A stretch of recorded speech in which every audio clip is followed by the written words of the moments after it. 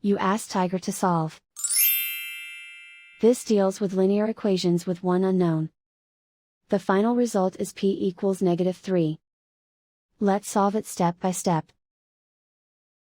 Group all constants on the right side of the equation. Add 4 to both sides. Simplify the arithmetic.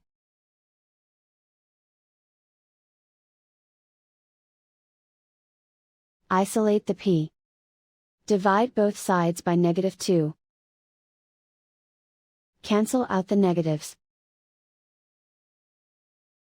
Simplify the fraction. Move the negative sign from the denominator to the numerator. Find the greatest common factor of the numerator and denominator. Factor out and cancel the greatest common factor. And so the final result is p equals -3.